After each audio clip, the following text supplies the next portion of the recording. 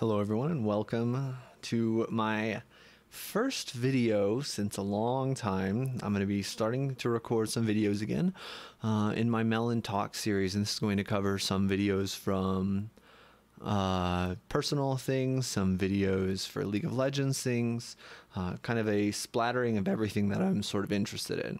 And so today in specific, we're going to be talking, well, not we, I'm going to be talking about why I returned to teaching, because a lot of people have been asking me over the last couple of months, and there's really a lot of reasons. So we've got a bit of an outline on the side, and then we'll be going into each one of these points more in depth as well. And these are not really any particular order, just kind of, as they came to mind. Maybe some are more prominent in the forefront of my mind at a certain time than others. But we're going to start just one by one. So one of the big things that I really did not enjoy at Konami, let me interrupt myself for a little bit. I want to preface all this by saying I think it was a great place to work. I loved my coworkers, but I just don't think it was the right fit for me. Anyway, one of the things that really kind of bothered me was the lack of freedom of schedule, right? It was sort of like in limbo a little bit, where you sort of had these core hours that you needed to be there, but no one's forcing you to necessarily work 40 hours. But they say you should be working at least 40 hours, kind of a thing, and you need to be in the office from this time to this time. But if you need to leave for a little bit, you can sort of do that. And it was kind of strange. But at any rate, right, it was a pretty typical 9-to-5 job, and I didn't really, I felt sort of trapped. It's like, if I want to show up later, I feel like I shouldn't be doing that.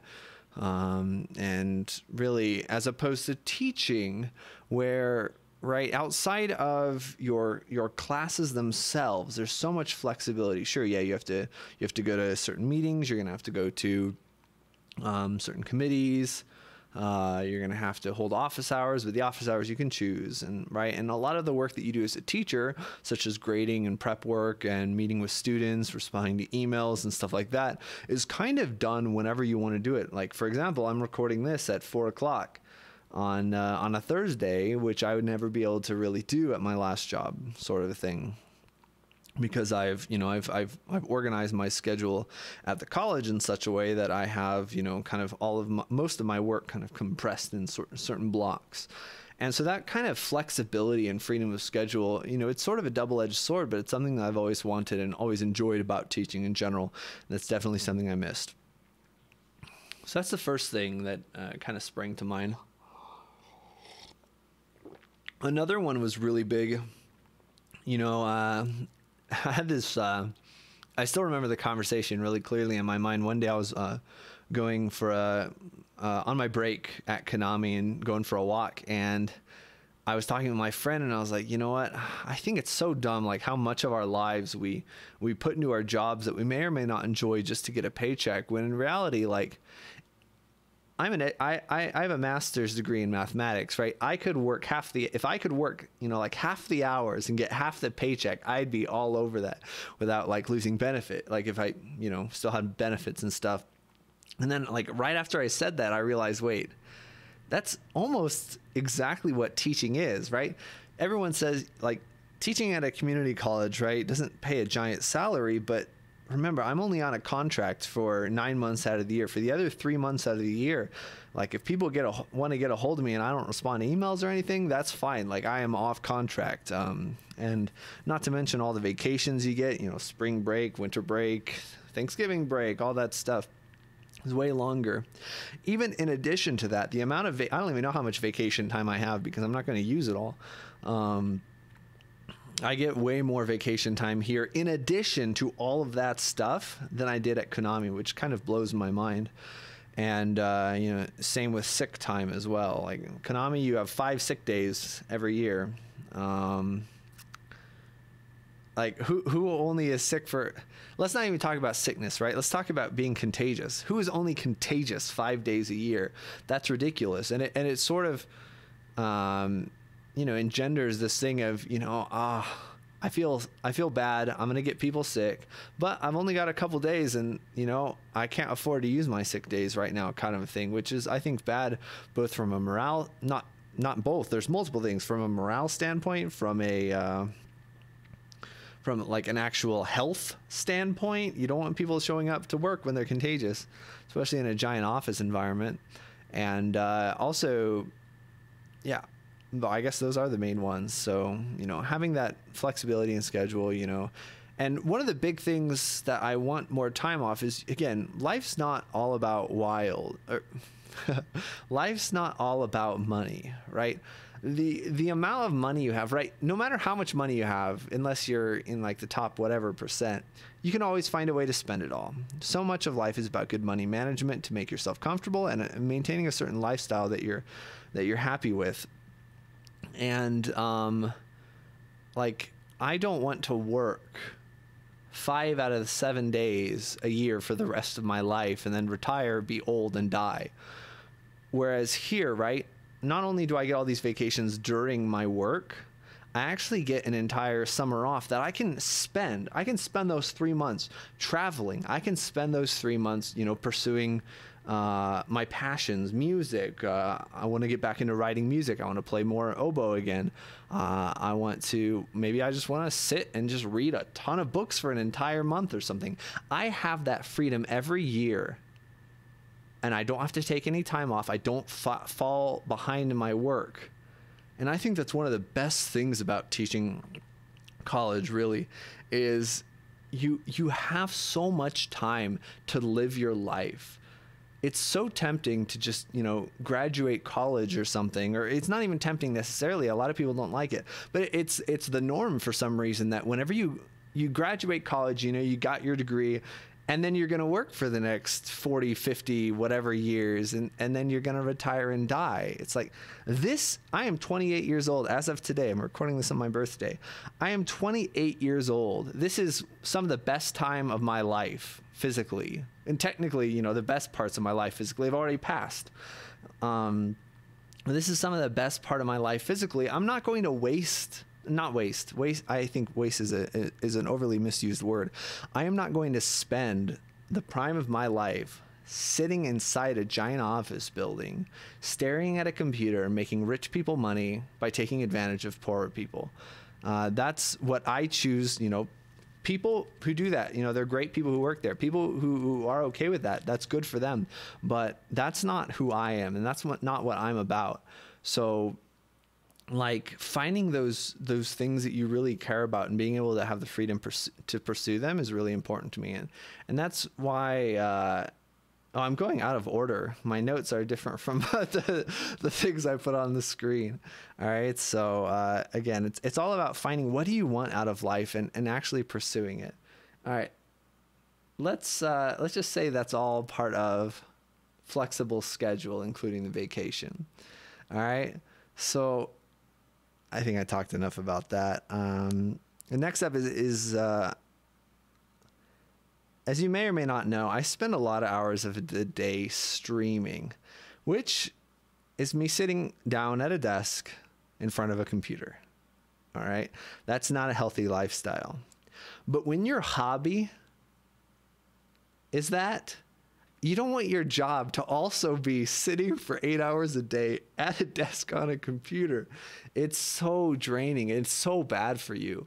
Like, one or the other can be fine. Like all things in life, right? You need balance, but it's so hard. Like, this streaming is probably one of my biggest passions. And regardless of what you think about that, that is something that I really care about. And when your job kind of makes you do that too much, sitting down and being at a computer, you can't just go home and sit down in front of a computer and enjoy streaming, really. But as a teacher, as a professor, right, most of my day is actually not sitting down at all. Most of it's lecturing, interacting with people. Very little of it is at a computer. Sometimes I'll be grading papers, but by and large, I actually get to move around a lot at work, which is really, really great. So that, when I come home, especially since, I walk or bike to work every day, when I come home, I'm, not tired, but, I've actually exercised a little bit and actually used my muscles.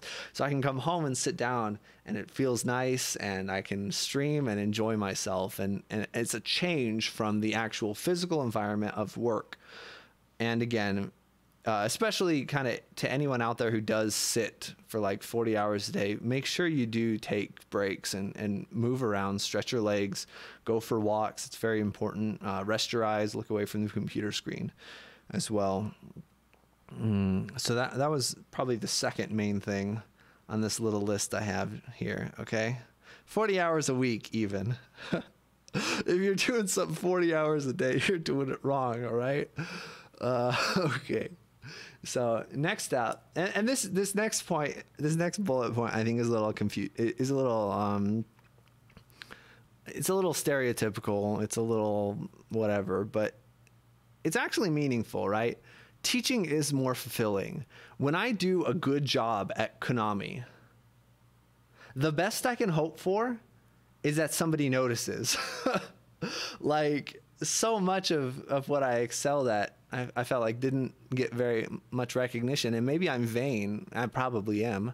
But that was kind of like the end goal. Somebody notices, somebody gives me a compliment, somebody gives me a raise, which didn't really happen. Although I got a pretty nice bonus right before I gave my 2 weeks. But when you're a teacher, right, you actually get to make a difference in people's lives. Like, my whole job at Konami, it was fun. It was a fun job. But essentially what it boils down to is making slot machines, and most of that money going to very rich people. And most of the money is coming from, well, again, Konami doesn't make any money, doesn't really make money. Well, let's talk in generalities. Most of Konami's money is being made from the casino. So the casinos are paying them. But really, in reality, the slot machine industry is funded by people usually gambling who can't afford it. By and large, the people who are gambling are the people who can't afford it, which is very sad. And so your job my job in a slot company was essentially to make money for rich people by taking money from poor people, which, again, I'm not trying to call anyone out. I'm not trying to say, you should be ashamed of yourself. The individual needs to make that decision for themselves. But it didn't make me feel great about myself. Whereas as a teacher, right, I actually get to help people learn material, and I get to help people succeed. I get to help people get degrees. I get to help people enjoy their lives. I get to actually, the worst effect I have on someone's life is if they fail my class, right? But even then, you can still teach people stuff, and you can still improve the quality of your life, even while failing them, which is maybe, I don't know. But then to be actually explaining something to someone and in a classroom environment, and see them struggle and see them work and see them succeed afterwards and see the joy on their faces, I think is really, really meaningful. Like most people, right? Most people in my math classes don't love math. Most people in my math classes hate it. But when they actually spend the time to work and accomplish something, that's one of the best feelings in the world, to be a part of that and help them out. Not to mention, it's really great, I think, to, after a student graduates from your class, to be in contact with them and ask you questions. Sometimes they'll talk to you about your career, and just to kind of be in that position to make a difference in people's life, I think is really underrated. And it feels good. Feels good. So the fourth point is gonna maybe be a little strange to hear. It makes financial sense to go back to teaching. Okay, so this is the most bizarre thing to me ever, to live in Las Vegas and work for a slot machine company with a master's degree in mathematics and be pretty good at my job, and make about the same money as if I moved to the middle of nowhere in Wyoming, teaching basically 8 months out of the year, where the cost of living is lower. I get more vacation time. It seems really strange to me, but this was a good financial decision for myself as well. If you incorporate benefits and cost of living, I'm basically making the same amount, if not a little bit more here. Per hour, I'm definitely making more, just because, I'm only working 8 or 9 months out of the year, which is pretty good. And cost of living in Las Vegas is actually not that high, but I mean, it really depends on what part of Las Vegas you live, right? But the place I was living was, you know, more expensive than average and not as nice.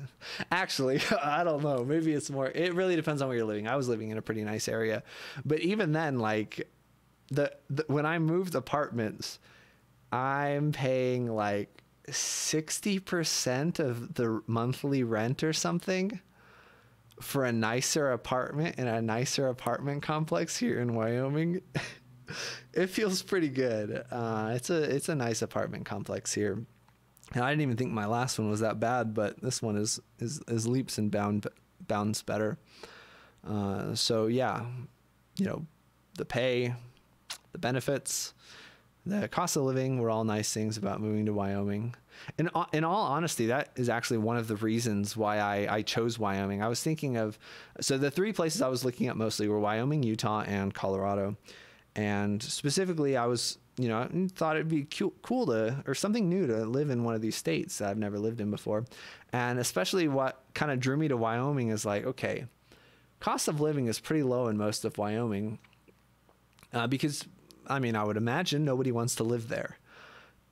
But living in a place that nobody wants to live is actually an advantage for me because I don't need a bunch of stuff in my city, right? Think of if you think about the main things that I do, and maybe you don't know this about me, but if you think about the main things I do, live streaming is definitely one of them. Working is another. I like outdoor activities, which you don't need people for. I like reading. You don't need people for. Basically, everything I enjoy, I don't need people around me to do. So really, going to a place with a lower cost of living that most people don't want to live in for a given reason is a wise financial choice. Also, the thing about most of those activities, every one of those activities I mentioned, except for hiking, right? You can do indoors. So it doesn't matter. Like today, the high was like, I don't know, 34 degrees Fahrenheit or something like that. But I'm inside almost the whole day anyway. I just turned on my heater now and, you know, I'm wearing a beanie and a jacket, but I'm comfortable without barely even having the heater on, which is nice. So we'll see how I do later this winter though. So that's the financial aspect of it.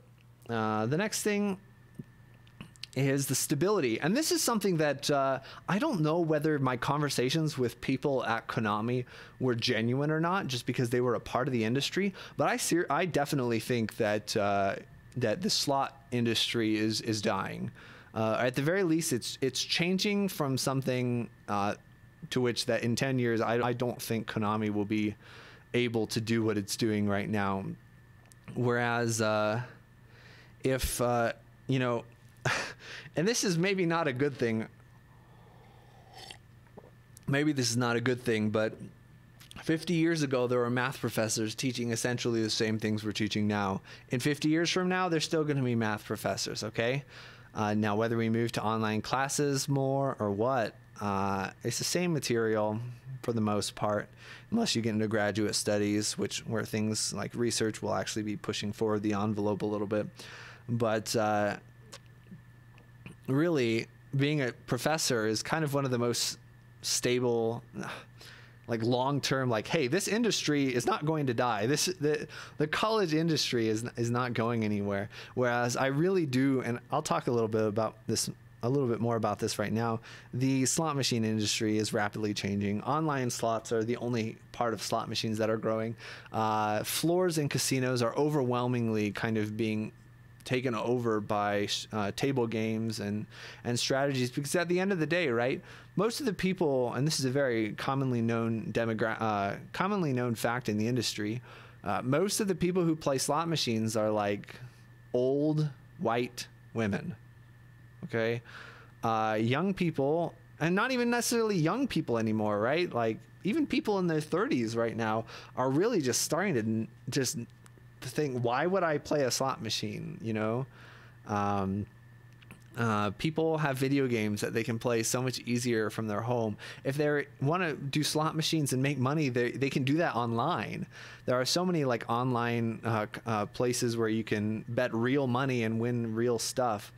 and like it's becoming less and less attractive to young people to actually go to casinos and spend their money that way. And I don't know if this is news to anybody, but the young people of today are going to become the old people of tomorrow, right? The old people of today, you know, if you think about the future of the industry, you have to think about the younger generations, right? And I would be shocked if Konami in 10 years were anything similar to what it was now. I think they're going to have a lot more focus on online stuff. I think the company will probably be much smaller. And that I don't want to. I enjoy stability. I enjoy not having to worry, and I don't want to go. I don't want to make my career out of something where who knows in 10 years my career field has drastically changed, and who knows whether I still like it, and who knows whether I'll be able to find a job, sort of thing. Okay. So that's kind of the stability aspect. And the last point I want to make is going to, again, so much of this little video is pretty cheesy. But the last thing I want to talk about really is that so many people settle for things that they don't have to. Now, I understand that there are people who are going through tough times. I understand that there are people who don't have a lot of control over their future. But what I also understand is that most people who say they're stuck, or most people who say they can't change anything, are in denial. And I am not okay living my entire life without exploring and seeing what life has to offer. There's so much in life. There's so much to do. There's so many different places that you can live. And I'm not going to spend my whole life working in an office, doing something that I'm okay with. You have to take risks in life. You have to find out what your true passion is, right? You can't just sit in bed, think, and say, oh, this is the optimal thing for me to do for the rest of my life. No, you have to experiment. You have to go places. You have to live different ways. You have to work different jobs. You got to meet different people, and only really, I think, so you know, there's something to be said for thinking about things, for sure, but you really only know something after you've done it, I think. And you know, I've never lived anywhere cold, never lived in the middle of nowhere, and never taught full time, so this was kind of a big risk for me, since I was moderately happy at my previous job. Don't know anybody out, well, I know people out here now, but I didn't when I made the decision. And I think that's a hard decision for a lot of people to make, leaving everybody behind, right? Danny's going to school. She didn't even move with me yet. She'll be coming here later. But I really was moving by myself with my cat. And this is not a recording. We'll have live questions at the end of the pre-planned segment. And I think it's important to take a risk. I think it's important not to become too comfortable. If you really want the most out of life, you got to take chances. And that's what I did. And in my case, it worked out. And let's be very clear about this, right? Like I planned this very, very thoroughly. I didn't just, you know, quit my job and said, all right, I'm going to play a bunch of video games and I hope I can become a professional so I can pay my bills. No, I had a stable job, and while I had the stable job, I looked for another stable job. And then once I got a guaranteed job, 2 months went by, and then I let my employer know that I got a different job, right? So I think it's important to do things carefully and actually think and plan. But I also think it's important that you do move and you actually do things, and not just do nothing. All right. So speaking of the live comment, I always think it's funny when you see something on Twitch, it always says live on the corner. But if you rebroadcast something at the moment, it'll say live. Or like on TV stations, when it says live, it's like, what if you recorded this and watched it later? You're going to still say live, but it's not live. It seems like the dumbest thing ever. I guess I did this myself with this video. All right, so that's kind of the main points I wanted to make in this video. If anybody has any questions in chat, I know there's been a lot of chat during the live recording on Twitch that I probably have missed, but if there's any questions in chat relevant to the subject of this video, you can go ahead and ask them, and then we'll have a few minutes for that, and then probably call it a day.